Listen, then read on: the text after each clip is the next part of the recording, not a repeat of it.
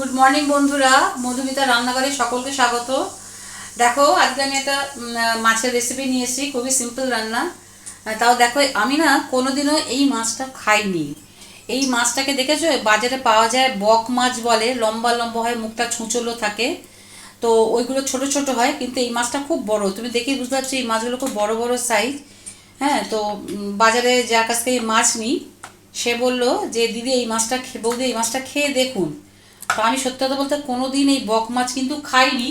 কিন্তু আমি আমার তো ফ্যাসিনেশন নেই, আমি কিন্তু সব খেতে পারি, আমার কোনো প্রবলেম হয় না। অনেকে যেমন মাছ নিয়ে খুব বাছাই থাকে, আমি কিন্তু সেটা আমার থাকে না।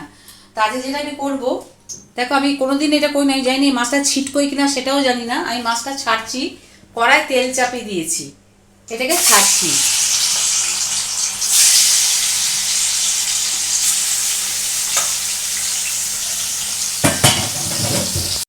বন্ধুরা দেখো, মাছটা ভেজে নিয়েছি খানিকক্ষণ। সত্যি বলতে এইটা আমি প্রথমই মাছটা রান্না করছি, আমি জানি না কেমন খেতে হবে, ফার্স্ট করছি রান্নাটা, আশা করি খারাপ হবে না। হ্যাঁ, দেখো মাছটা করবো। এবার আমি যেটা করবো, এখানে আমি একটু দিয়ে দেবো কালো জিরে। এখানে রেখেছি আমি অল্প করে পেঁয়াজ কুচি রেখেছি, পেঁয়াজ কুচি দেবো।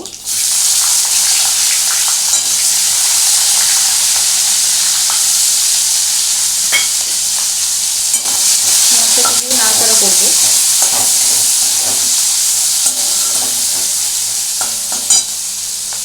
আচ্ছা, মাছে কিন্তু আমি মিষ্টি দিই না, কিন্তু এখানে পেঁয়াজটা দেবো, যেহেতু একটু টমেটো দেবো, তাই জন্যে খুব স্লাইট, মানে জাস্ট একটা ফোঁটা, দেখো একদম অল্প, এই ব্যালেন্স করার জন্য জাস্ট অল্প একটু চিনি দিলাম। এবার এখানে আমি দিয়ে দেবো স্বাদ মতো নুন, যদি লাগে আমি তাহলে পরে আবার দেবো।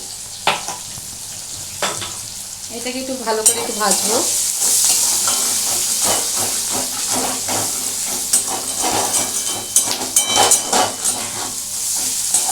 এটা একটু ভালো করে নাড়াচাড়া করতে হবে, একটু ভালো করে নাড়াচাড়া করে নিই,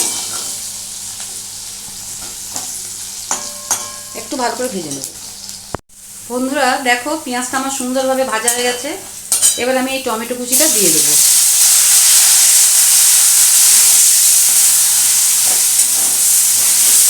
এখানে টমেটোটা দিয়ে দেবো।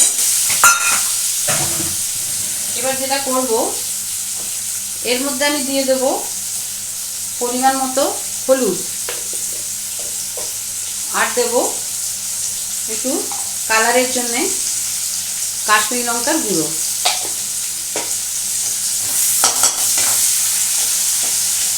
এটা আমি এখন একটু ভালো করে নাড়াচাড়া করব। আমি নুন দিয়ে দিয়েছি, তোমরা আগেই দেখেছো নুন দিয়ে দিয়েছি। এটাকে একটু ভালো করে আমি, এখানে কিন্তু এখন আমি জল দিলাম না, এই কারণে যেহেতু টমেটোটা আছে, সেই জন্য টমেটো থেকে একটা জল বেরোবে, এই জন্য কিন্তু আমি এখন জলটা জল দিলাম না। জল দেবো, একটু পরে দেবো। এটা পুড়ে যাওয়ার কোনো চান্স নেই, যেহেতু টমেটোর রসটা আছে না, সেই জন্য এটা আর পুড়বে না। এটাকে একটু ভালো করে ভাজবো, মশলাটাকে কষে নেবো। বন্ধুরা দেখো, আমি কিন্তু এর মধ্যে জল দিইনি। এবার আমি যেটা করব, এর মধ্যে আমি মাছগুলোকে দিয়ে দেবো।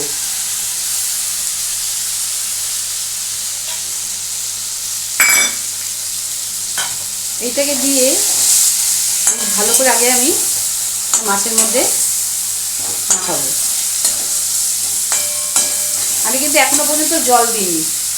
আচ্ছা, এখানে আমি কতগুলো কাঁচা লঙ্কা হাতে রেখেছি, দেখে আমি হাত দিয়ে দিয়ে ফাটিয়ে ফাটিয়ে দিয়ে দেবো।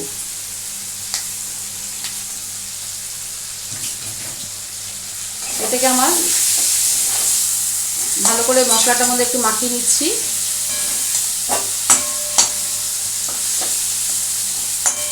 এবার আমি এর মধ্যে দিয়ে দেবো জল। এটা কিন্তু একটু গা মাখা মাখা করবো, বেশি আমি মানে ইয়ে করবো না, তবে আর একটু আমাকে জল দিতে হবে মাছটা সেদ্ধ হওয়ার জন্য। একটু মাছটা সেদ্ধ হওয়ার জন্যে আমি একটু জল দিয়ে দিলাম। এটাকে সেদ্ধ দিতে হবে, কারণ মাছটা বড় বড় পিসগুলো, তো এগুলোকে একটু সেদ্ধ করার জন্য আমাকে একটু জল দিতে হলে। এটা একটু ভালো করে ফুটুক, তারপর তোমাদেরকে আমি দেখাবো। বন্ধুরা দেখো, আমি 5-10 মিনিট বাদে চলে এসেছি। ঝোলটা অনেকটা টেনে গেছে। আমি আরও একটু গা মাখা করতে চাইছি, আরেকটু গা মাখা করে আমি নামাবো। আচ্ছা বন্ধুরা দেখো, আমি 5 মিনিট বাদে চলে এলাম। এবার যেটা করবো, এখানে একটা টিপস বলে দিই। এই ঝোলটা অনেকের ধারণা, এখন যদি সর্ষে তেল দেওয়া হয় সব মাছে, কিন্তু সর্ষে তেল মাছ ভাতে দিলে একটা তেলের গন্ধ বেরোবে, কিন্তু আমি এটা সাদা তেল, এটা কোনো ম্যাটারই করবে না। নিয়ম হচ্ছে কি, এইটার ওপরে আমি একটু সাদা তেল একটু আমি এর মধ্যে ছড়িয়ে দেবো। এতে কিন্তু মাছটা কিন্তু খেতে খুব ভালো হয়। এর কোনো মানে নেই যে তোমরা ভাবতে পারো যে সর্ষে তেল না দিয়ে দিদি কেন সাদা তেল দিল। কিচ্ছু এফেক্ট হয় না, খুব সুন্দর খেতে লাগে, কিচ্ছু খারাপ হয় না। আচ্ছা এবার যেটা আমি করব, দেখো এবার যেটা আমি করব, গ্যাসটা একটু কমিয়ে আমি এখানে যেটা করব, শুধু ধনেপাতার পাতাগুলো আমি নিয়ে নিয়ে একটু হাত দিয়ে ছিঁড়ে ছিঁড়ে আমি এর মধ্যে দিয়ে দেবো।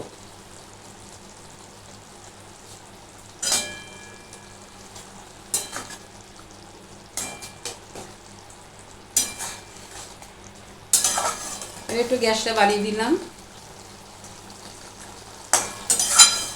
ব্যাস, মোটামুটি আমার রান্না কমপ্লিট। এবার আমি যেটা করব, এটা আমি সার্ভ করব।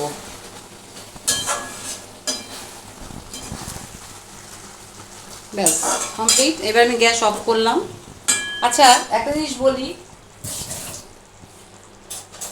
আমার মা মারা গেছেন, আমার দিদিও মারা গেছে, কিন্তু মা সবসময় বলতো কোনো কাঁচের পাত্রে ঢালবার আগে, কোনো গরম জিনিস ঢালবার জন্যে আগে একটা স্টিলের যে কোনো জিনিস, চামচ বা খুন্তি যাই হোক, এটা রাখতে হয়, তাহলে কিন্তু ফেটে যাওয়ার চান্সটা কম থাকে। সেই মায়ের কথাটা মনে করে আমি এটা একটা আমার টিপস বলতে পারো, কাঁচের বাটিতে একটা স্টিলের চামচ দিয়ে রাখলাম। এটা ঢালার পর তারপর আমি চামচটা সরিয়ে নেব।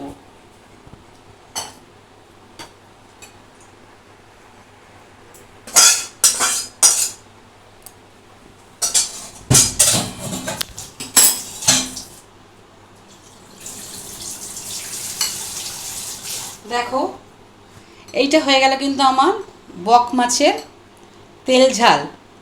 খুব সিম্পল ওয়েতে বাড়িতে যেটুকুনি যা ছিল দেখো তাই দেখেছি, কিন্তু আমার দেখেই মনে হচ্ছে মাছটা অসম্ভব সুন্দর খেতে হবে। আর মাছটা খুব সামুদ্রিক মাছ, খাওয়াও কিন্তু খুব ভালো। তো তোমাদের এই আমার রেসিপিটা কেমন লাগলো দেখো। ঝোলের ঘনত্বটা থাকবে এরকম, অতিরিক্ত ঝোল আমি করিনি। চেহারাটা দেখে মনে হচ্ছে ভালোই হবে। এবার তোমাদের, আমার যারা বন্ধু তাদের কাছে জিজ্ঞেস করছি, তোমাদের রান্নাটা কেমন লাগলো অবশ্যই কমেন্টস করে জানিও। আর ভালো লাগলে প্রচুর প্রচুর লাইক করবে, সাবস্ক্রাইব করবে। আর আমি নিজে অবশ্য খেয়ে তোমাদেরকে বলবো যে এই মাছটা কেমন, তাহলে তোমরা ভবিষ্যতে কিন্তু খেতে পারো।